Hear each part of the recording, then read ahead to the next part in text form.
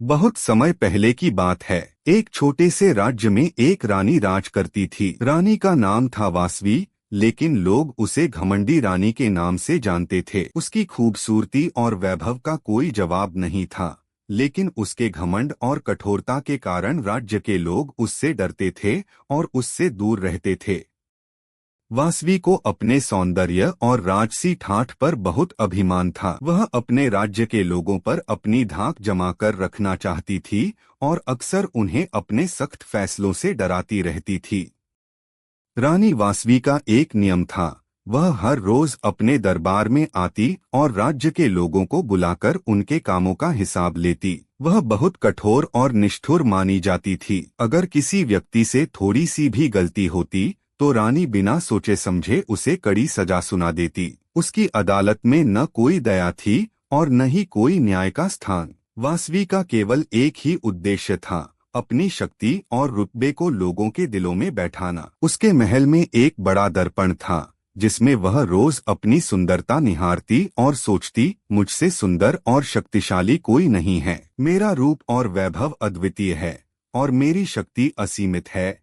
धीरे धीरे उसका घमंड इतना बढ़ गया कि वह दूसरों को तुच्छ समझने लगी और उसकी बातें केवल उसकी खुद की प्रशंसा तक सीमित रहने लगीं। राज्य में एक साधु महाराज भी रहते थे।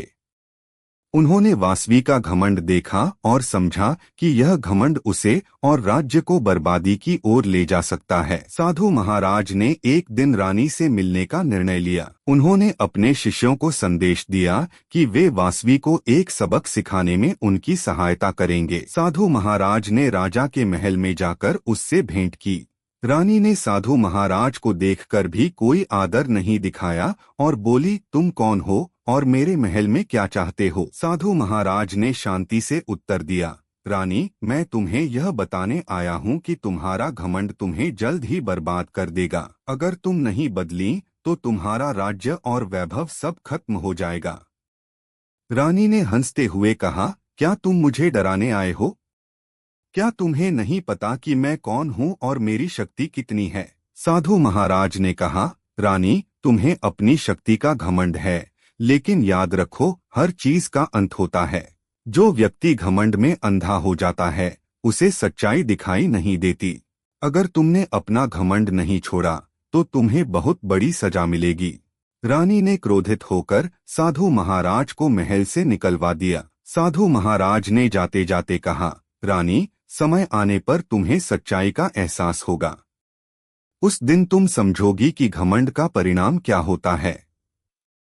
कुछ दिनों बाद राज्य में सूखा पड़ गया। फसलें सूख गईं और लोग भूख प्यास से तड़पने लगे। पर रानी को अपनी रईसी और सुख सुविधाओं में कोई फर्क नहीं पड़ा। उसने लोगों की समस्याओं की अनदेखी की और उन्हें अपने हाल पर छोड़ दिया। वह अब भी अपनी महल की शोभा में मस्त थी और अपने दर्पण में खुद को निहारती रहती थी। राज्य की स्थिति दिन ब दिन खराब होती गई। लोग दुखी और निराश हो गए।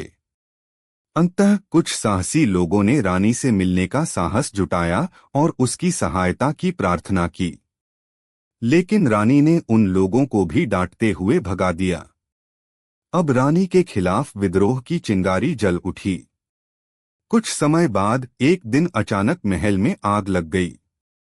महल की सुंदरता और संपत्ति सब जलकर राख हो गई। रानी के पास अब ना तो वैभव था, ना महल और ना ही अपनी खूबसूरती पर नाज करने वाला दर्पण।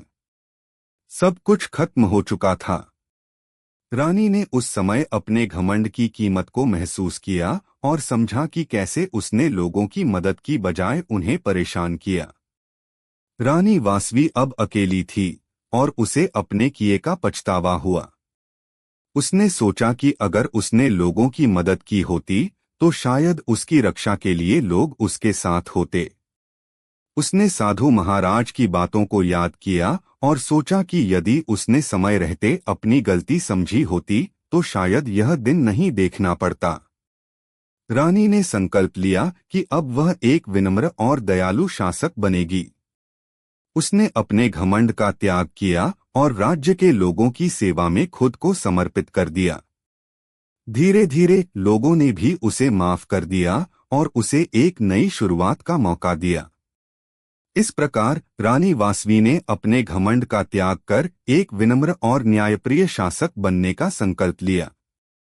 अब राज्य में शांति और खुशहाली लौट आई और वासवी को लोग फिर से अपने दिलों में सम्मान देने लगे। शिक्षा: इस कहानी से हमें यह सीखने को मिलता है कि घमंड व्यक्ति को बर्बादी की ओर ले जाता है। इसलिए जीवन में चाहे कितना भी वैभव और शक्ति हो, विनम्रता और दया का महत्व सबसे ऊपर होता है।